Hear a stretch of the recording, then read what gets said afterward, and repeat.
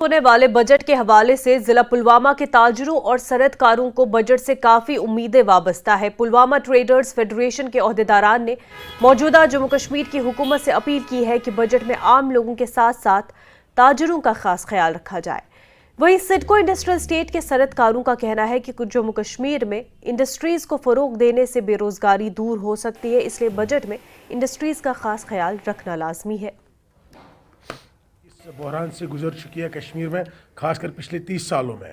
ये अपने उन मंसूबों पे डटी रही है, अपने पॉजिटिव नैरेटिव्स पे काम करती रही है और हमेशा ट्रेडर्स फ्रेटर्निटी हुकूमत के साथ शाना बजाना चली है।